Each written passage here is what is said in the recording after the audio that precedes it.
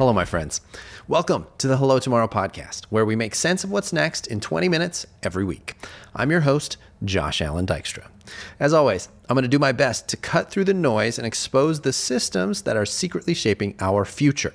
Our goal is to leave here with more clarity and a little bit of optimistic rebellion. Now, if you've ever wondered why work feels draining, or affording housing feels impossible, or healthcare feels deadly, or debt feels endless, this episode is for you. Because the problem isn't greed, it's not corruption, and it's not bad people. It's something much less sexy than all those things. It's economics. Now, not money, the rules around the money. Economics is the operating system our society has been running, but the current version is an operating system you never agreed to install. Now, warning, once you see this, you can't unsee it. And this realization might just change how you hear everything else that I talk about. All right, there's a reason. All of our conversations, work, housing, healthcare, debt, burnout, climate, they all keep collapsing into each other, right? This is not a coincidence. It's not because people are hopelessly broken, and it's not because everything has always been terrible. It's because all of these systems are running on the same invisible operating system, an OS called economics.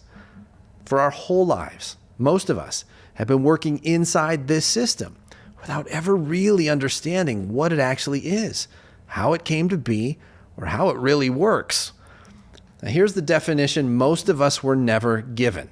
Economics is how a society decides what matters, who gets what, and who absorbs the cost when things break. It's not money. Money's just the scoreboard for economics. The rules are the real story. Now, once you see economics this way, patterns snap into focus. We stop asking why something failed, and we start noticing why every system seems to fail in the same direction. First, let's talk about economy. The word economy comes from the ancient Greek oikonomia, which means the management of a household. Not the stock market, not GDP, the household. Early economic thinking was about stewardship, how to manage resources so the household could live well, endure over time, and pass something valuable forward. Limits weren't obstacles. They kept life bound in healthy ways. That's why Aristotle made a sharp distinction between managing resources for life and accumulating wealth for its own sake. He called the first oikonomia, that's good, and the second chrematistics, dangerous. I know we're not all native Greek speakers here, and I'm probably butchering the pronunciation anyway, but you can probably tell these are two very different words. So here's the invitation. What if we started thinking of economy as how we collectively manage our household, just at a planetary scale? I mean, if humanity has a household, it's planet Earth, right? Space, really cold. Mars, super boring. Earth, pretty damn spectacular. So let's say it. This is our collective household. Then, how well do you think we're doing at collectively managing our household? What grade would you give us? Well, I can tell you one thing. If accumulating money is the goal, we're definitely no longer doing oikonomia. We're doing chrematistics, which isn't economy anymore at all. It's something else. So, how do we get here? For more than 1,000 years, economics didn't exist as a separate discipline at all. Not because people weren't producing or trading, but because life was organized locally, visibly, within natural limits. After Rome, economies were embedded in land and obligation, tradition, religion. People lived close enough to their consequences that abstraction wasn't possible. You don't need models to explain limits when winter and hunger were right there. Now, economics emerges as a discipline only when systems scale beyond human visibility, when trade starts to expand across continents and states consolidate power, and complexity needs managing from a distance. That is when economics stops being about households and starts being about a bunch of other stuff. Then, in the late 19th century, economics deliberately remade itself as a science. This wasn't really an organic evolution. It was a calculated choice, driven by what critics call physics envy. Economists wanted the authority of the hard sciences, so they started building mathematical models that treated human behavior like predictable mechanical forces. In this new framework, humans became rational actors. Values became preferences. Nature became an input. This narrowing gave economics authority. But why exactly did economics remake itself this way at this particular moment? Because if you can make your model look like physics, like gravity, then outcomes stop looking like choices and start looking like laws of nature. Inequality, it isn't unjust, it's just efficient. Extraction, it's not immoral, it's simply optimizing. Suffering, it's not a policy failure, it's a deeply regrettable side effect of natural market forces. This gave capital an enormous gift, moral cover. You can't argue with gravity. If poverty is just a natural law, well, no one's really responsible for it. The timing of this wasn't accidental. Economics became scientific in the late 1800s, right as industrialization was creating massive inequality, child labor, brutal working conditions, and very visible human suffering. Economics arrived with a convenient lie. This isn't exploitation, it's efficiency. This isn't choice, it's nature. If that suffering looked like a choice, people might demand that it stop. But if it looked like a natural law, well, then it's just unfortunate. Here's another important distinction. The economy is how we organize our shared global household. Economics, then, is like the map we use to understand how our household's doing.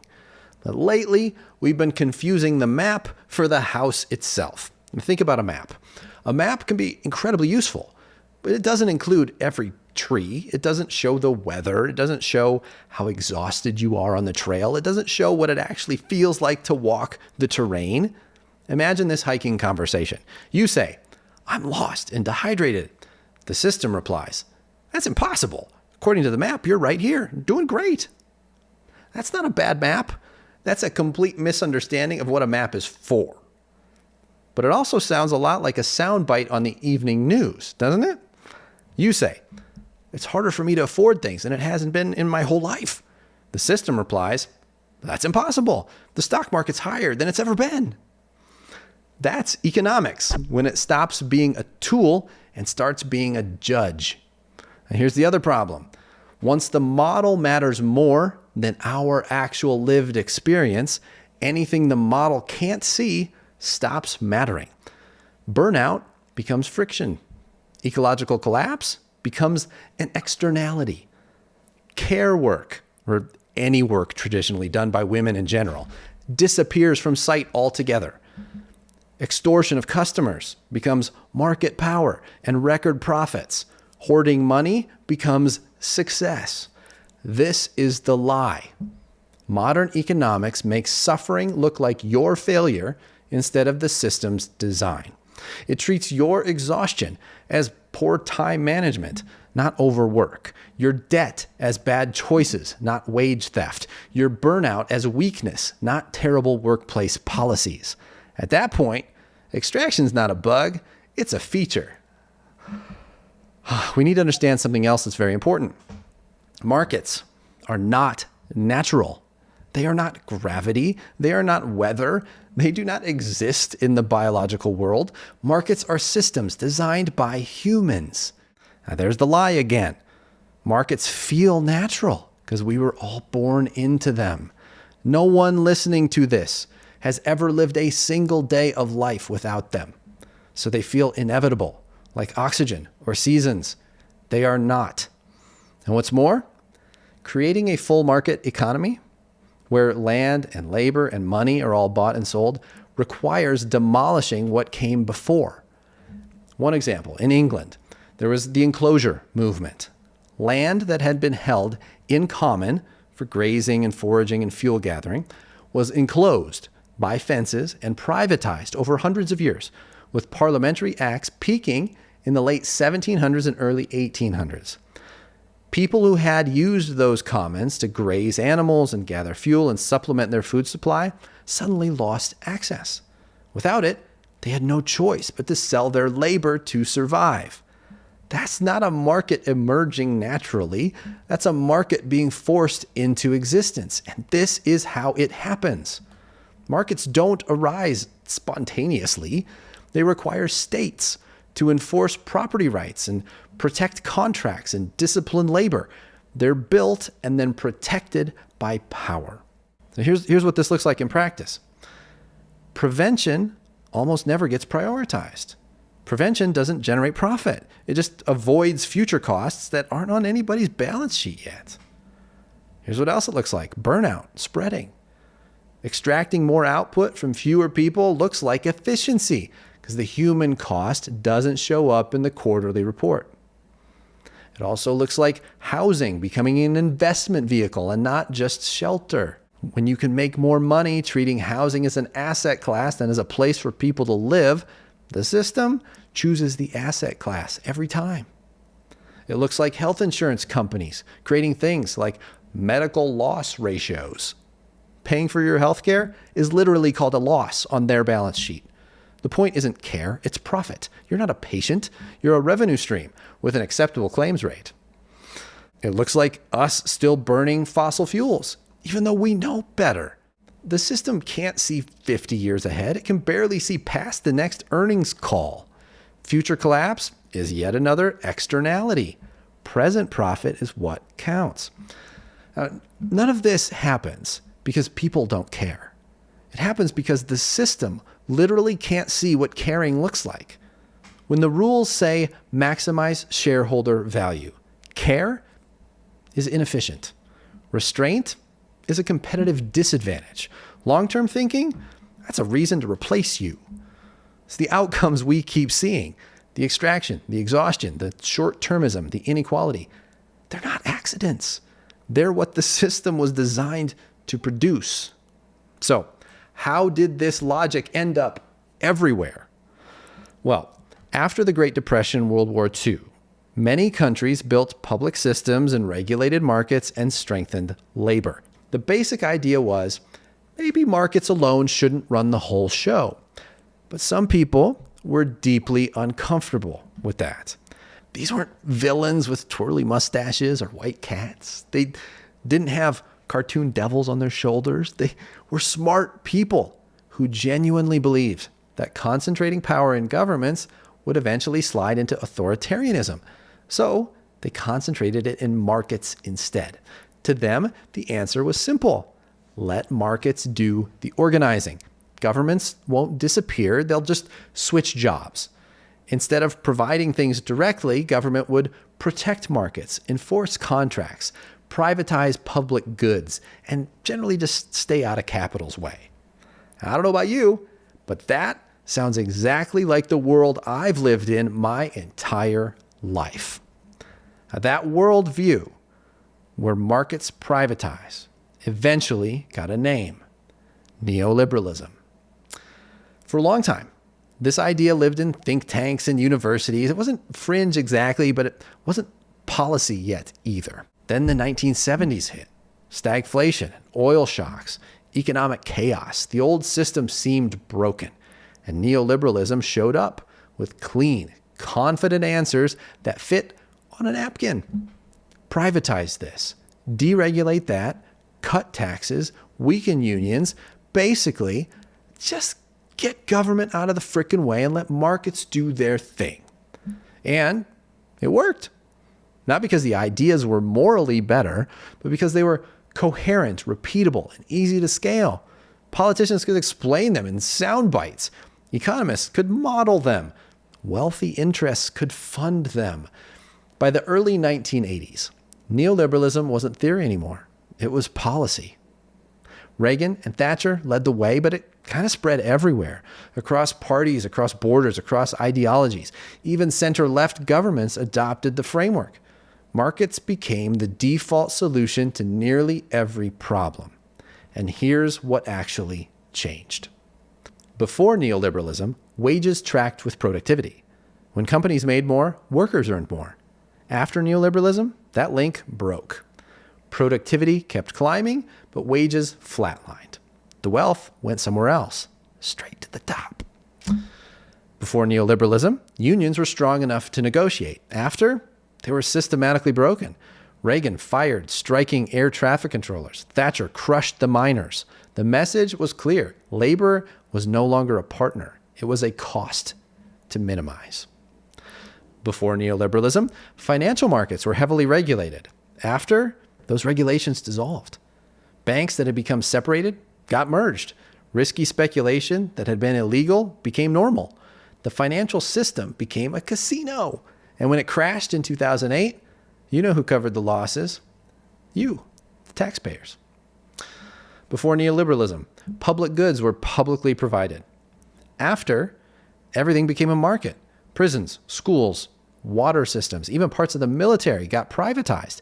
If it could somehow generate profit, the thought was it should be run like a business. Neoliberalism didn't invent extraction, but it made extraction feel normal, maybe even virtuous. It told us that privatization was efficiency, that deregulation was freedom, that tax cuts would lift all boats, that unions were the problem, not low wages, that the market would solve everything if we just got out of its way. And now, decades later, we are living in the world those ideas built. I think you know, I am not here to fight about ideologies. The only idea I really care about is whatever creates a great future for as many of us as possible. So I'm here to say, look at the evidence. You feel the brokenness. This is how we got here. I want to pause and say something carefully now, because I think I know what some of y'all are thinking. You're thinking, okay, time to eat the rich. Honestly, I get it. When you're exhausted, stuck, drowning in debt, watching obscene wealth pile up at the top, anger makes sense. It's human. It's not wrong to notice that the outcomes right now are wildly unjust. But here's the thing I find myself wanting to say over and over. I usually don't, because comment sections are terrible places for nuance. All elites are not bad people. And not all bad outcomes come from bad actors. And bad systems beat good humans every time. Now, that doesn't mean that nobody behaves badly, and it doesn't mean power doesn't corrupt, and it definitely doesn't mean we should stop holding people accountable. What it does mean is this: even the people at the top are operating inside a system that pressures them to behave in very specific ways.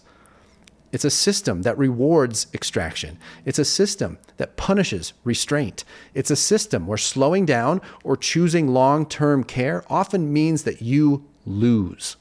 I have spent 20 years in the private sector watching this play out right in front of me. A CEO who chooses long-term investment over short-term profit gets fired. Boards replace them with someone who will deliver quarterly returns because they think that's their job. A company that prioritizes people over growth gets acquired, and then their culture gets gutted. Ben & Jerry's tried to stay mission-driven and got forced into a sale to Unilever. Patagonia's founder had to give away the entire company away to a trust to escape the market's pressure. These aren't villains failing to be good. These are good actors being crushed by the system. If this were a conspiracy, it'd be a lot easier to fight. You could send James Bond into the volcano lair and take out the bad guy. But this isn't that. This is a system that works without any one person having to hold all the evil. When the same outcomes repeat across generations, across industries, across ideologies, when inequality keeps growing no matter who's in charge, we're not looking at a people problem. We're looking at a system design problem. And system problems don't get solved by swapping out the people operating the machine. So let's name it clearly. Economics, as we know it, is a lie. Not because economists are liars, but because the system pretends extraction is nature, that suffering is your fault, and that markets are laws like gravity. This is also why everything feels so broken. It's not because you're broken. It's because the operating system was designed to break while telling you it's your fault that it did. So here's where we land for today. If the problem isn't bad people, if it's not just greedy executives or corporate elites, then blaming individuals, no matter how satisfying it feels, will never fix the thing that's hurting us. Systems don't change when we swap faces. They change when we challenge the incentives. So here's the optimistic rebellion for us this week. It's not a policy, it's a practice, okay? For the next week, whenever something makes you legitimately angry, a headline, a quote from a CEO, a story about housing, a bill from a health insurance company, a demand at work, pause and ask one question. What is the system rewarding? Not who's the villain, not who should be punished, but what behavior is being incentivized by the system? And what behavior is being punished by the system? This approach, it helps us pull out of our outrage theater and it drops us into systems thinking and systems awareness, which is where our real leverage lives. And here's what makes this bearable. Once you see the operating system, you're going to start finding others who see it too. You are not crazy. You're not alone. You're not the first person to notice this, but the system survives by keeping us isolated, reacting individually to problems that are actually happening to everyone.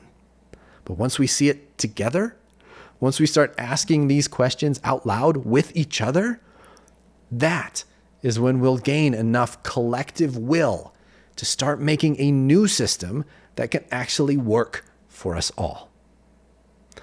If I can help your leaders or organization make sense of what's next, come find me, joshallan.com, JOSHALLAN.com. Thank you for listening. See you next week.